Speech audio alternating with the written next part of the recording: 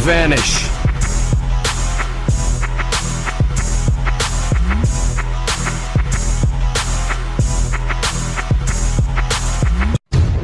Hey, what's up little guys, Paris here and welcome back to another video. Today we're going to be discussing Granblue Fantasy Versus and also Granblue Fantasy Relink, because there was information that came out about a week ago when it comes to both these games, but I've just been so busy that I've kind of neglected it a little bit.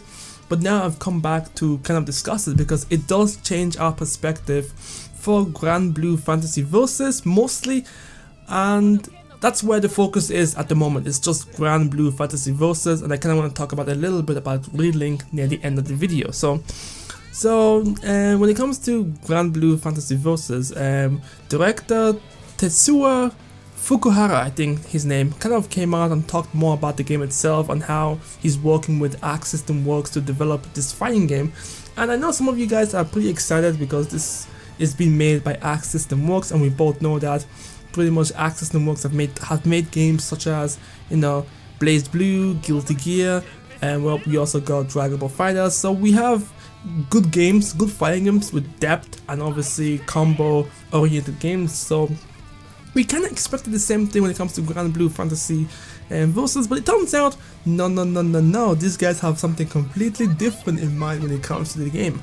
They're creating a game with the mindset of drawing in the mobile users of Granblue Fantasy, because as you guys don't know, Granblue Fantasy is very popular as a mobile game. It is massively popular in Japan, and it's making them so much money that they have enough excess amount of money to be able to create two separate games with two separate developers, obviously one being Arc System Works and the other one being Platinum Games.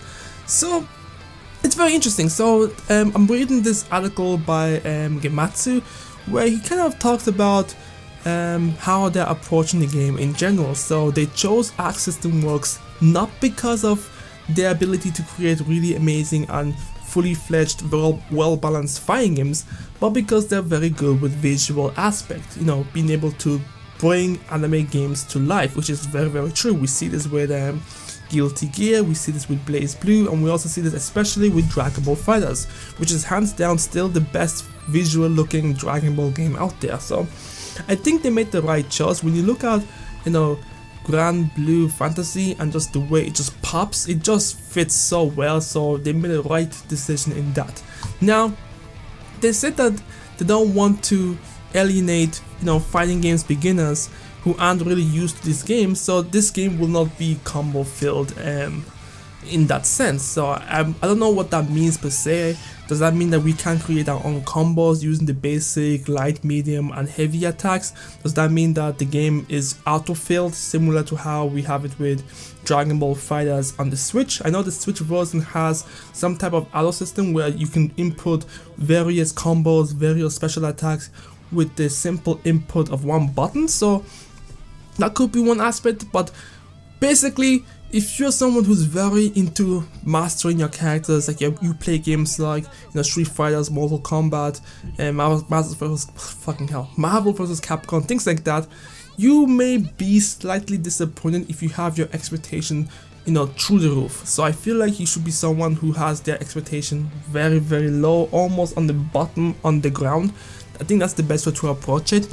Which also could, for me personally, I think because they're not really focusing on heavy, intensive, combo-oriented games, the game could be perfect for the Switch itself. Because, you know, I don't know, I feel I want the game on the Switch. That's what I'm trying to say. I am Team Switch. I want this game on the Switch. But anyways, yeah. So if we go on through the article, they also talked about how they know that this game is marketed for people who play Granblue Fantasy on mobile games, so they want to be able to create all the special attack to be released with a single button.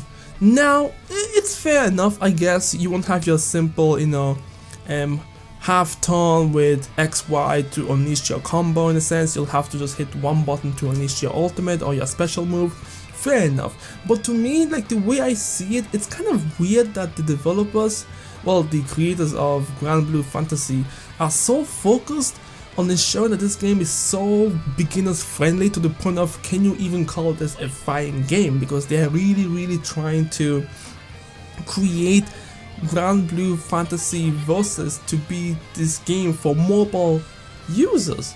But if you're a mobile user and you're going from mobile to a console, one would think that you'll be able to just adapt and change to the console that you're playing as. Like, for example, if I was someone who plays on the PS4 and I suddenly switched, let's say for example I'm playing Call of Duty, on the PS4, and all of a sudden I'm going to the PC. Now I have two choices. I could just continue playing with my controller, or if I didn't have a controller at hand, I would just have to learn and adapt to the keyboard and mouse.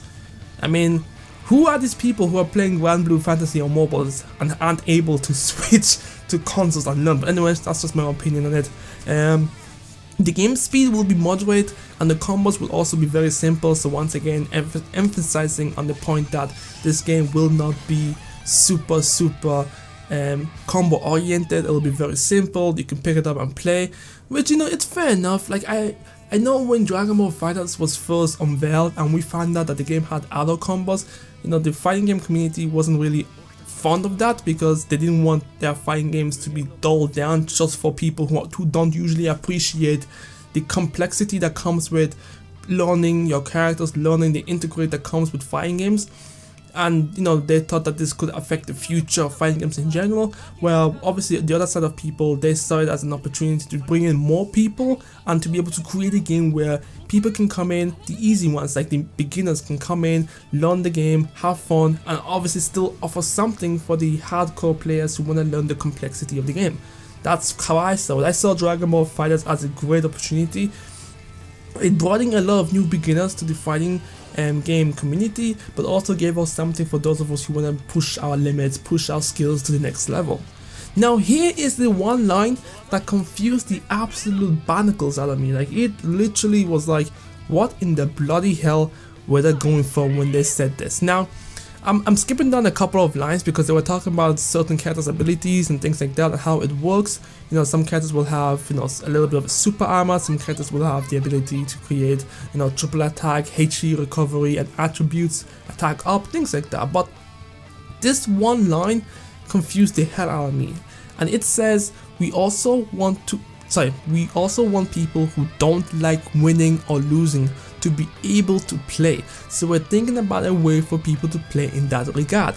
Can you please explain to me how do you create a game where winning and losing doesn't matter? Like, I can think of a couple of games that have that kind of, actually, you know what?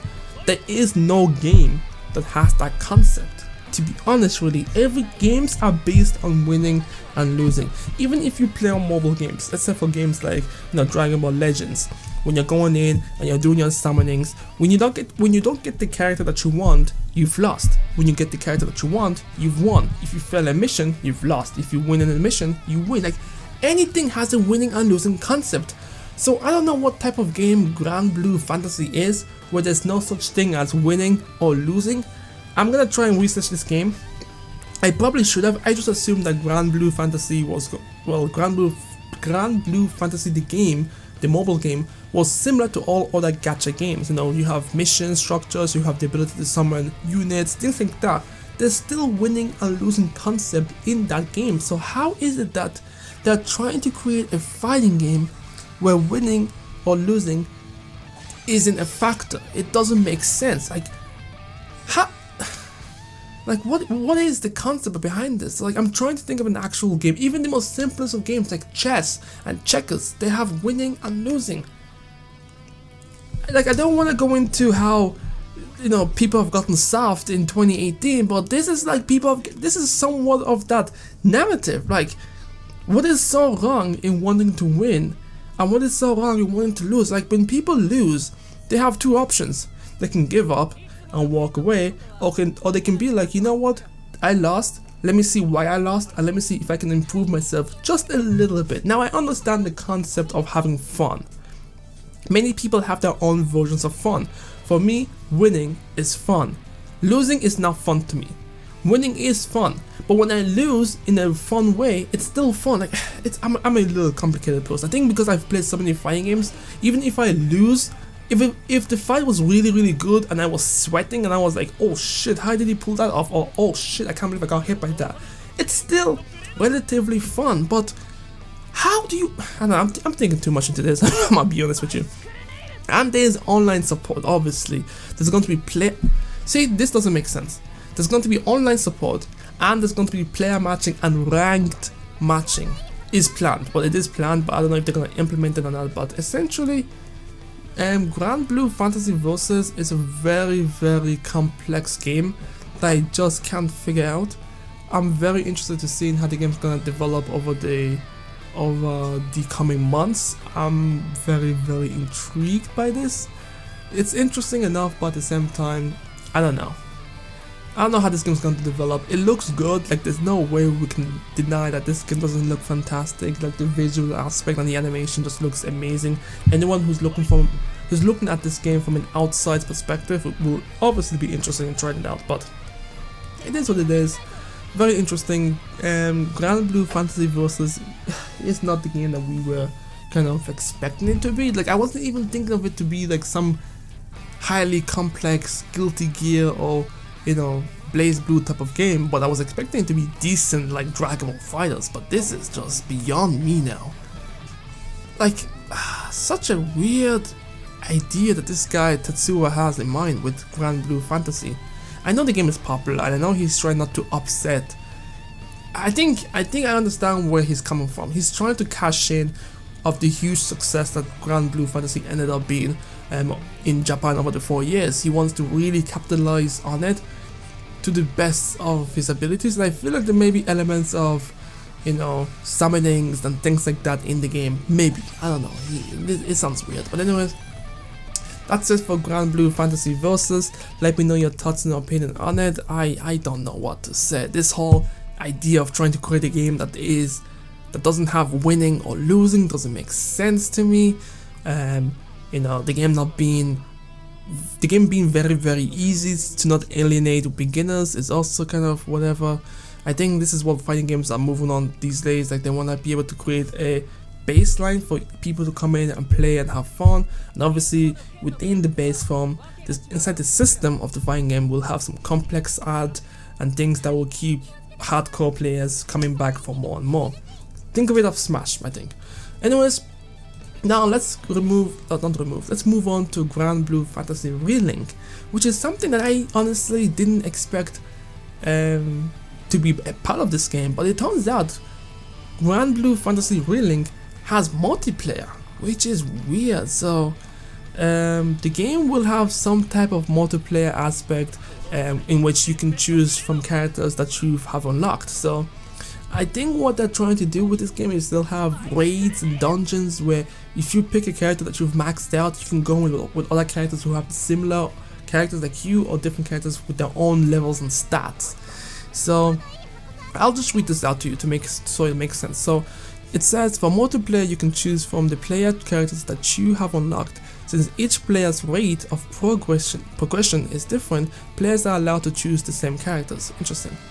What we are trying to go for with multiplayer is high difficulty quests that are unlocked after you clear the main story once, but you can also play low difficult quests before clearing the main story. So this is interesting. It has this MMO vibe to it. So you know when you usually finish the main story of an MMO, there's obviously the raids and dungeons and things that you can do after the game, so end game per se. So if you have a favorite character that you like, or you know, if you have multiple characters and you have to just choose one, you can take that character online and do this very, very high level difficult quest that you can't do on your own, which is interesting. It adds more replayability to this game on top of its already interesting narrative, interesting world and all that stuff. I did not expect this. Both these games are sounding extremely interesting. I don't know if they're going to be coming out at the same time now. That's going to be a little bit too much for most people, but this is interesting. It's a great chance for us to learn. I think this is actually a smart move on them, since most people aren't going to be playing the mobile game anyways, as it is only available currently in Japan. They can use they could use Relink to learn the story and the world of Granblue Fantasy, and then use that knowledge to jump into, you know, Versus and just appreciate the characters that are available in the game. So because I know like Lancer and, and the other characters, like the little girl, I think Charlotte or something like that. I don't think, no, I think only Lancer isn't available in the anime at the moment, so for most people that'll be probably new, but I think for people in Japan who play the game, that's nothing new. But anyways, I just want to bring this up because I did not know that Relink had multiplayer aspect. And there's also potential for both these games, for both Granblue Fantasy Versus and Granblue Fantasy Relink to be available on PC. We don't know if they're going to be coming out for other consoles. I personally would like both these games to be on the Switch. And I keep saying the Switch, and it's only because I travel a lot. I don't have enough time to sit down and play these games on top of just trying to make videos and blogs and obviously my day job, things like that. So having the Switch as a go-to to play most of my games is obviously essential for me. So I would like for both these games to be available on that platform. But alas, we'll just have to wait and see. Anyways, let me know what you guys think in the comment section below, especially on Versus. Versus was the main topic of the video. I just wanted to throw Relink there as well, because it is very interesting. And I think, okay wait, actually I just saw something right now. Let me see, so I'm reading this and it says the game is just as far along as one. Okay, so they're both being developed at the same around time. Obviously Relink is a lot bigger, so okay, Versus will come out first, and then if you're interested in the story, in the world of Granblue Fantasy, you'll play Relink, and which is something I'm going to be doing anyways. And they're also planning on releasing both games on Steam. Yeah, it's interesting. Anyways, let me know what you guys think. I'm Paris, and I'll catch you guys next time.